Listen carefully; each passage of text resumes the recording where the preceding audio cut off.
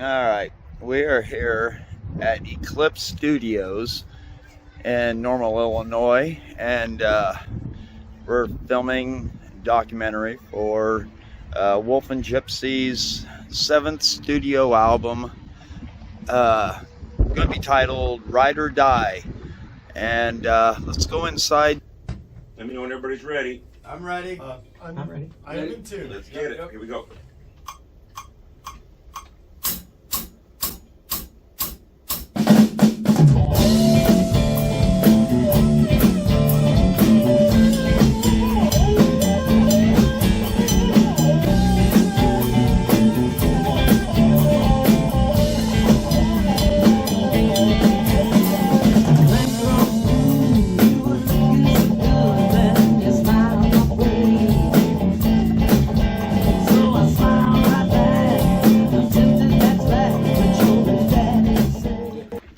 We've been playing that song. That's the first song we wrote on this album.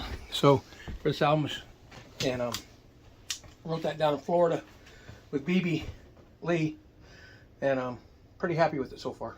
It's gonna be good. It's a fun song, Little Jump Blues. First blues song I ever wrote. And what's the name of it? Should have known better, but I did it anyway.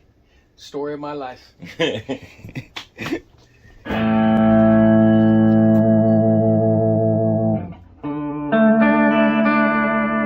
That is such a cool. Let me say it real quick. We just made you those tracks right off the get-go.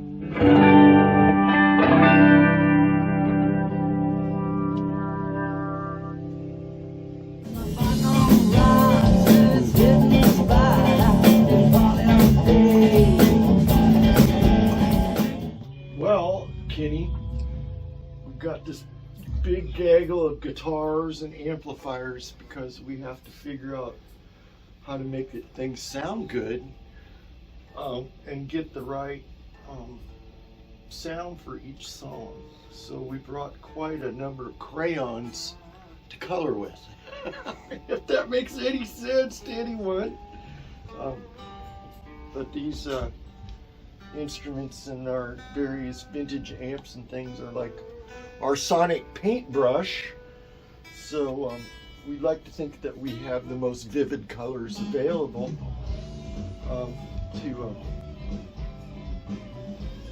complete our vision of what it should be like. So, and then they got to be in tune. And that's what we're doing now. Because it don't matter how good your licks are, if you're out of tune, you're out of tune. So,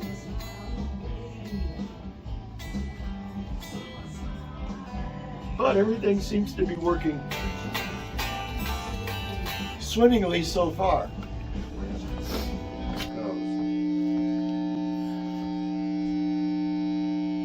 Okay, 1 second. You can shut that down for a second. Good stuff, Kenny.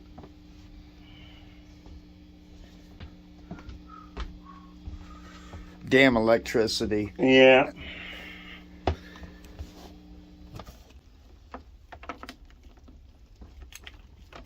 Always gotta play these games.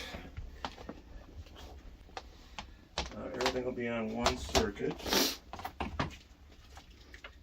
which is this shared circuit over here.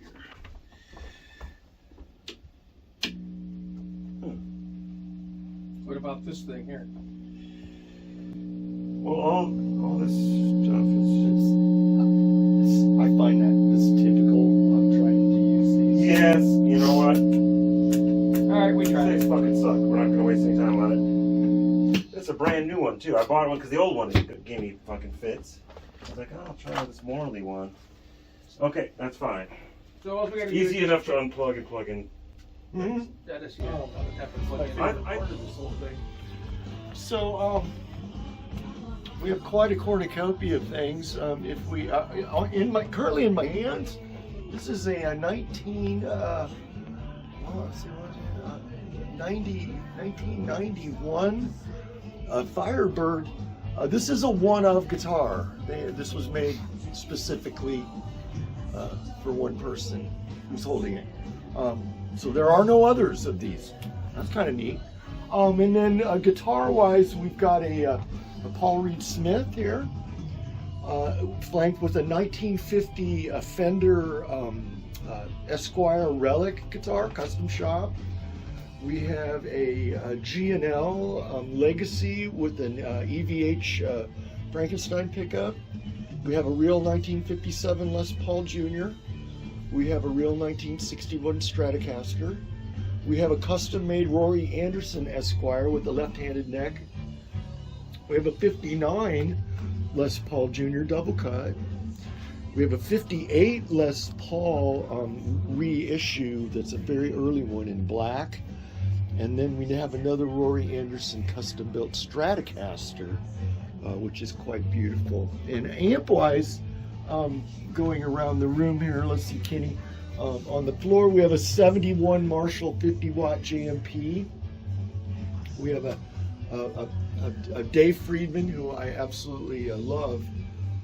This is called a Twin Sister. It's kind of a JTM 45 thing.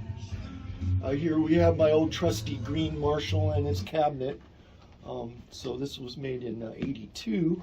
Very rare amp in a cabinet, great sounding cabinet. So we'll use this cabinet with various different heads. Then we have a very interesting amp, a JMI AC-15. So these were made in England by the real guys that ran Box. So this is a very, very cool sounding amp. I know we'll use this. Right here we have a 1962 Premier. I think this is a BC 105. No, it's a Club Bass B160. This is a guitar amp, but my God, does it sound good. And then we've got Wolf's Supersonic here. Probably the most underrated Fender amp ever made. These are fantastic amps. Very versatile, great sounding. And then as we go around the clock, we have a 1961. It's labeled a Titano, but that is actually a Magnetone amplifier with the pitch change vibrato, which is just an amazing sounding piece. Very rare. Got it from an accordion player. And then finally, over here, we have a 1975 Deluxe Reverb that's all been gone through. It's got an Alnico blue, and it's quite a recap, retube, blah blah, all the fun stuff to make it sound as good as it possibly can. So if we can't find a good sound out of here, Kenny, it's our fault. That's all I can say. I got it.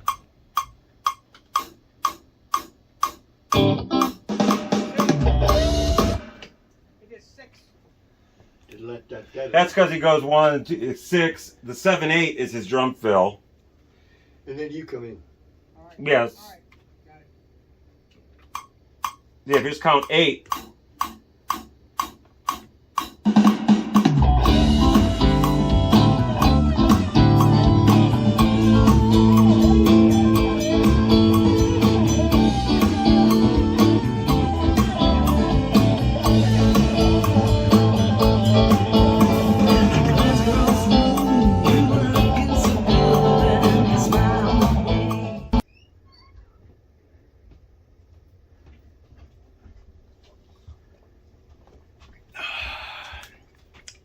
Well, Aqua. How'd it go? How you feel about those tracks? I felt good about that track. It was good. Which guitar are you using for this? I'm going to go, the club selection is a 59 Les Paul Jr. Slightly modified with a badass bridge and some Grover tuners. But other than that, she's all 1959. So it's a pretty fine sounding instrument. Through a Friedman twin sister amp, which I must say, I'm a huge fan of these Friedman amps.